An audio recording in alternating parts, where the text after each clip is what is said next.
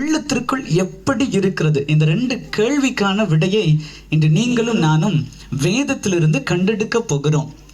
முதலாவது நான் சொன்னேன், இந்த சந்தோஷமாயிருங்க அப்படி இந்த பாட்டை நம்ம பாடும்போது, சந்தோஷ பொங்குதை பாட்டு பாடும்போது, நான் ஒரு கனியை நான் ருசி பார்த்தேன் அப்படின்னு சொன்னா, அந்த கனி எப்படி இருக்குங்கிறத நான் நிச்சயமா உலகத்துக்குள்ள நான் கொண்டு போவேன். அந்த கனி உண்மையாகவே நல்லதாக இருந்தாலும் சரி, தீயதாக இருந்தாலும் சரி, ஒருவேளை கசப்பு நிறைந்த எட்டிக்காய் போல இருந்தாலும் சரி, நான் அந்த கனியை உலகத்திற்குள் கொண்டு செல்லுவது நிச்சயம். ஆனா இன்னைக்கு உலகத்துல பாத்தீங்கன்னா நடக்கிற ஒரு காரியம் எவ்வளவு வேகமா உலகத்துல பரவுது. ஆனால் பரவ வேண்டிய உண்மை சத்தியம் என்று சொல்லப்படுகிற அந்த இயேசு என்கிற வார்த்தை இன்று உலகத்திற்குள்ளே பரம்பவில்லை. காரணம் என்ன? கொஞ்சம் யோசிச்சு பாருங்க. அழகா அன்னை சொல்லும்போது சொன்னாங்க, ஒரிசாவில் அன்னை ஊழியத்துல 2001 இருக்கும் பொழுது இதே இயேசுவை குறித்து சொல்லும் பொழுது, சோப்பு கம்பெனி விளம்பரத்துக்கு வந்தீங்களா? ஏதோ இயேசுன்னு ஒரு சோப்பை சொல்ல வந்திருக்கிறீங்களா? யார் அது? சோப்பு இன்னைக்கு எல்லா இடத்திற்குள்ளும் போயிடுச்சு. ஆதிவாசி அப்படின்னு சொன்ன உடனே அருமையான தம்பி அங்க இருந்து சத்தம் கொடுத்தான், ஆதிவாசினா யாருன்னு. முதல்ல ஆதிவாசினா யாரு நமக்கு அது முதல்ல தெரியணும் இல்லையா? ஆதிக்குடிகள், காடுகளிலே மலைகளிலே இன்றும் நாகரிகம் என்றெல்லாம் நம்முடைய உடைகள், நம்முடைய நடை உடை பாவனம் எல்லாம் மாறி இருக்கிறது. இன்றளவும் ஆதிகால நிலைமையிலேயே அப்படியே விழிப்புணர்வற்ற நிலைமையில நிறைய காரியங்களை பார்த்திருக்கிறோம். சூடு போடுதல், மருத்துவ விழிப்புணர்வு இல்லாத நிலைமையில இன்னைக்கு ஜனங்கள் வாழ்ந்து கொண்டிருக்கிறாங்க. இப்படிப்பட்ட இடத்துல ஒரு சாதாரண ஒரு சோப்பு இன்னைக்கு சாதாரணமா போயிடுச்சு. ஆனா உண்மையாக பரவ வேண்டிய இந்த இயேசு என்கிற சத்தியம் போகல. இன்னொரு கேள்வி உங்களிடத்துல நான் கேட்கிறேன், நீங்களே இதற்கு பதில் சொல்லுங்க. நான் சொல்றது புரியுதா? நான் பேசுறது எத்தனை பேருக்கு புரியுது? ஆமென், ரைட். இந்த சுவிசேஷம் நிச்சயமாக வேகமாக பரவ வேண்டுமா? நிச்சயமாக இதனுடைய இந்த தேவை அதிகம் தானா? இயேசு உயிர்த்தெழுந்தார் என்கிற ஒரு பெரிய நற்செய்தியை கல்லறைக்கு தேடி சென்ற பெண்கள், மரியாள், அதனை தொடர்ந்து வந்த சீஷர்கள் எல்லாரும் கண்டு கொண்டார்கள். தேவ தூதர்களை கல்லறையிலே தரிசிக்கிறார்கள். அப்ப அந்த தேவதூதன் ஒரு வார்த்தையை சொல்லுகிறான். அதை நான் வாசிக்கிறேன். மத்தேயு, நான் வாசிக்கிறேன், நீ எடுக்க வேண்டாம், கொஞ்சம் கவனிங்க. மத்தேயு 28வது அதிகாரத்திலே 7வது வசனம், சீக்கிரமாய் போய் அவர் மரித்தோரிலிருந்து எழுந்தார் என்று அவருடைய சீஷர்களுக்கு சொல்லுங்கள் அப்படின்னு எழுதப்பட்டிருக்கிறது. அந்த வார்த்தையை கொஞ்சம் ஆழமா படிச்சு பார்த்தா, சீக்கிரமாய் நீங்கள் போங்கள். சாதாரணமா இல்ல. இப்ப ஒரு நல்ல காரியம் நம்ம வீட்டிலேயே இப்ப தனிப்பட்ட விதத்துல எடுத்துக்கொள்வோம். நான் ஒரு காரியத்திற்காக ரொம்ப நாள் பிரயாசப்படுறேன்னு வச்சுக்கோங்க. எவ்வளவு, ஒருவேளை படிக்கிற பிள்ளைங்க, ஒருவேளை ரிசல்ட் வருது, ரிசல்ட்ல நல்ல மார்க் வந்துடுச்சு. இப்ப இந்த சந்தோஷமான காரியத்தை வீட்டுல யார்கிட்டயாவது சொல்லணும்னு சொன்னா பிள்ளைங்க எப்படி போவாங்க? வேகமா போவாங்க, வேகமா போவாங்க. ஏன்? அது சந்தோஷமான காரியம். இப்ப அதை இதை கொஞ்சம் திருப்பி போட்டு பாருங்களேன். அந்த பிள்ளை எக்ஸாம்ல நல்ல மதிப்பெண்ணை எதிர்பார்த்தா, ஆனா ஃபெயில் ஆயிடுச்சு. இப்போ அதை வீட்டுல சொல்லணும். பிள்ளை எவ்வளவு வேகத்துல போவோம்? பொறுமையா போவோம். என்னெல்லாம் சொல்லிட்டு போவோம், போச்சே எல்லாம் முடிஞ்சு போச்சு, இப்ப சொன்னா என்ன நடக்குமோ தெரியாது. இப்போ இது நல்ல காரியம் என்பதை நாம் அறிந்து விட்டோம். எப்படி ஒரு தேர்வுல வெற்றி பெறுகிறது என்பது ஒரு நல்ல காரியமோ, அதே போல இயேசு என்கிற வார்த்தை இன்று ஜனங்களுக்கு தேவை என்பது நல்ல சத்தியம். அது நிச்சயமாக ஒரு மனிதனுடைய வாழ்வை மாற்றுகிறது என்பது நீங்களும் நானும் அறிஞ்சிட்டோம். அதனாலதான் இயேசு இந்த இடத்துல சொல்றாரு, தூதன் மூலமா சீஷர்களுக்கு தரிசன வார்த்தையை கொடுக்கிறாரு, நீங்கள் சீக்கிரமாய் போங்கள். இந்த சீக்கிரமா என்கிற வார்த்தையை கொஞ்சம் ஆழமா படிச்சு பார்க்கணும். அந்த வார்த்தையை நான் மறுபடியும் சொல்றேன். நீங்கள் சீக்கிரமாய் போய் யாருக்கு முதலாவது சுவிசேஷத்தை சொல்லி இருக்கிறாரு பாத்தீங்களா? நான் உயிரோடு எழுந்தேன் என்று சீஷர்களுக்கு சொல்லுங்கள். இயேசுவோடு கூட வாழ்ந்தவர்களுக்கு இந்த சத்தியத்தை இயேசுநாதர் சொல்றாரு. இயேசுப்பா கூட எத்தனை சீஷர்கள் இருந்தாங்க? குட்டி சொல்லுங்க பார்க்கலாம். முன்னாடி இருக்கிற பிள்ளைங்க சொல்லுங்க பார்க்கலாம். இயேசுப்பா கூட எத்தனை சீஷர்கள் இருந்தாங்க? முன்னாடி இருக்க அத்தனையும் பேந்து முழிக்கி. இயேசுவாமி கூட எத்தனை சீஷர்கள் இருந்தாங்க? 12 பேர் இருந்தாங்க. இப்ப அந்த சீஷர்களுக்கு தான் இந்த நல்ல செய்தியை உடனே கொண்டு போங்க அப்படின்னு சொல்லி தூதன் மூலமா இந்த சத்தியம் வருது. ஏன் இந்த சீக்கிரம் என்கிற வார்த்தை தெரியுமா? ஆல்ரெடி இந்த 12 பேர்ல ஒருத்தன் யாரு? யூதாஸ் காரியோத்து. அவனுடைய வாழ்க்கை என்ன ஆனது? எல்லாம் முடிஞ்சு போச்சுன்னு சொல்லி அவன் தற்கொலை செய்து கொண்டான், தன் வாழ்வையே முடிச்சுக்கிட்டான். இப்ப இன்னொரு சீசன் இதே போல தற்கொலை எண்ணத்தோடு நின்று கொண்டிருக்கிறான். யாரு சொல்லுங்க பார்க்கலாம், கரெக்டா சொல்லுங்க. இந்த 12 நபர்ல ஒருத்தன் இயேசுவுக்கு விரோதமா தப்பு செஞ்சுட்டான். 2 பேர் தப்பு செஞ்சாங்க. க்ளூவே கொடுத்துட்டேன். இயேசுவுக்கு விரோதமா இந்த இயேசுனுடைய கடைசி தருணத்துல 2 பேர் தவறு செஞ்சாங்க. ஒருத்தன் செத்துட்டான், இன்னொருத்தன் செத்து கொள்ளக்கூடிய நிலைமையில புழுங்கி அழுதுகிட்டு இருக்கிறான். யாரு? யூதாஸ் செத்துட்டான், அவனுடைய வாழ்க்கை முடிஞ்சிருச்சு. இன்னொரு மனுஷன், வெரி குட், யார் அது? பேதுரு. ஒருத்தர் தவறு செஞ்சுட்டான், அதற்கு பரிகாரம் இல்லை என்கிற நிலைமையிலே, மன்னிப்பு இல்லை என்கிற நிலைமையிலே தன்னுடைய உயிரை ஒருத்தன் மாய்த்து கொண்டான். இயேசுவோடு கூட இருந்த சீஷன். இப்ப இன்னொருத்தன், ஐயோ அந்த இயேசுவை நான் மறுதலிச்சிட்டேன்னு சொல்லி மனதிற்குள்ளே புழுங்கி புழுங்கி புழுங்கி, நான் செய்த பாவத்திற்கு தண்டனை தான், எந்தவித பிராயச்சித்தமும் இல்லை, எந்தவித மன்னிப்பும் இல்லை, காரணம் அந்த இயேசு என்கிறவர் மரித்து போனார் என்று சொல்லி புழுங்கி புழுங்கி அழுதுகிட்டு இருக்கிறான். இதைத்தான் தூதன் அழகா இந்த ஜனங்களுக்கு சொல்லுகிறான், நீங்க சீக்கிரமாய் போங்க, என் சகோதரரிடத்துல சொல்லுங்க. காரணம் என்ன தெரியுமா? ஜனங்கள் இன்னைக்கு அழிஞ்சுக்கிட்டு இருக்கிறாங்க. ஜனங்கள் இன்னைக்கு இந்த இயேசு உயிர்த்து எழுந்தார் என்கிற இந்த சத்தியத்தை அறியாம, தங்களுடைய வாழ்க்கையில இப்படிப்பட்ட பாவ நிவிர்த்தி உண்டு என்பதை புரிந்து கொள்ளாம இன்னைக்கு ஜனங்கள் அழிஞ்சுக்கிட்டு இருக்கிறாங்க. எத்தனையோ இடங்கள்ல எத்தனையோ காரியங்களை நம்ம பவர் பாயிண்ட் மூலமா பார்த்தோம். மன்னிப்புக்காக, பாவ நிவிர்த்திக்காக, வாழ்க்கையில சந்தோஷம் இல்லை, வாழ்க்கையில நிம்மதி இல்லை என்று சொல்லிக்கொண்டு அதற்கு வழியே இல்லை என்கிற நிலைமையில இன்னைக்கு எத்தனையோ ஜனங்கள் அழிந்து கொண்டிருக்கிறாங்க. அதனாலதான் ஆண்டவர் சொல்றாரு, துரிதப்படுத்துகிறாரு. காஸ்பல் எமர்ஜென்சி, சுவிசேஷம் என்பது ரொம்ப சீக்கிரமாய் தேவைப்படக்கூடிய ஒன்று. உலகத்துல அங்கங்க போவோம், ஒரு ஆம்புலன்ஸ் வந்தா நம்ம என்ன செய்வோம்? வேகமா வழி விடுவோம். ஒரு கார் ஓட்டிட்டு போறோம், ஒரு பைக் ஓட்டிட்டு போறோம், பின்னாடியே சைரன் ஊதிக்கிட்டு ஒரு ஆம்புலன்ஸ் வருதுன்னா நம்ம என்ன செய்வோம்?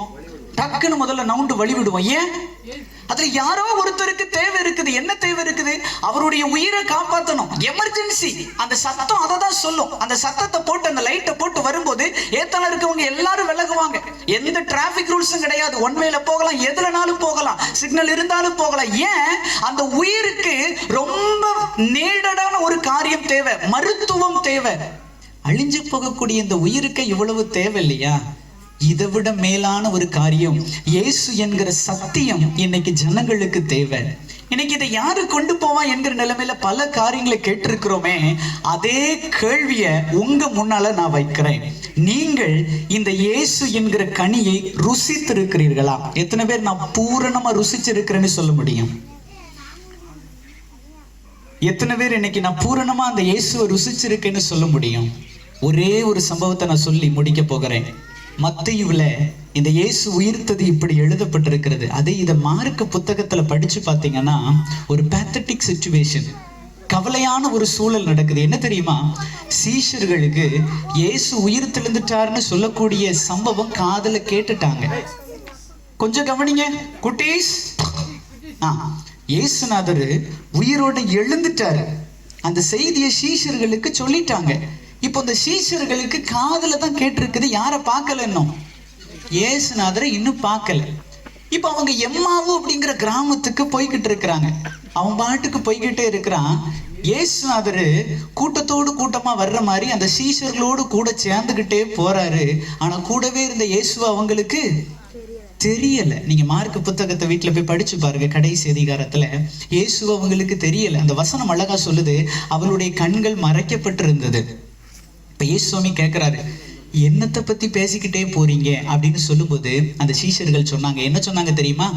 இயேசுங்கிற ஒரு தீர்க்கதரிசி வாழ்ந்தாரு, அவரு இப்படி வந்தாரு, இஸ்ரவேலை மீட்டுப்பாரு, நாங்க நம்பிக்கிட்டு இருந்தோம், எல்லாம் முடிஞ்சு போச்சு, அவரை கொன்னுட்டாங்க. இவ்வளவுதான் சொன்னாங்க.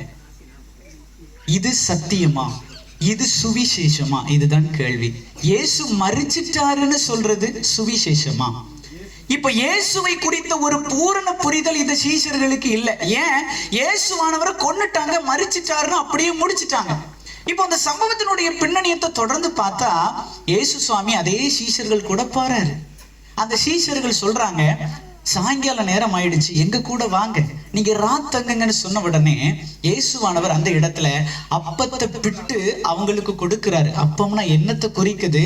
இயேசு தன்னுடைய சரீரமாகி அந்த வார்த்தையை அந்த சீஷர்களுக்கு எடுத்து கொடுக்கிறாரு. கண்கள் திறக்கப்பட்டுச்சு. அந்த இடத்துல உடனே இயேசுவானவர் மறைஞ்சு போகிறாரு. இப்போ அவங்க பேச ஆரம்பிக்கிறாங்க. அந்த வசனத்தை நான் வாசிக்கிட்டேன். நான் அந்த வசனத்தை மாத்திரம் மன்னிக்கவும், மார்க் இல்ல, லூக்கா 24ஆம் அதிகாரத்துல இப்போ முதல்ல என்ன சொல்லிட்டு வந்தாங்க? இயேசு செத்து போயிட்டாரு அப்படின்னு சொன்னாங்க. ஏன்? அந்த அனுபவம் அவங்களுக்கு தெரியல. இயேசு உயிர் தெழுந்துட்டாருங்கிறத கேட்டாங்க, இயேசுவோடு கூட தொடர்பு இல்லை. இப்ப இயேசுவை பார்த்துட்டாங்க. இப்போ சுவிசேஷத்தை சொல்றாங்க. என்ன சொல்லுகிறாங்க தெரியுமா? நான் வாசிக்கிறேன். 24ஆம் அதிகாரம் 34வது வசனம் 35. கர்த்தர் மெய்யாகவே உயிர்த்தெழுந்து சீமோனுக்கு தரிசனமானார் என்று அவர்கள் சொல்ல கேட்டு வழியில் நடந்தவைகளையும் அவர் அப்பத்தை பிட்கையில் தாங்கள் அவரை அறிந்து கொண்டதையும் இப்ப விவரித்து சொல்ல ஆரம்பிக்கிறாங்க. இதுதான் சுவிசேஷம்.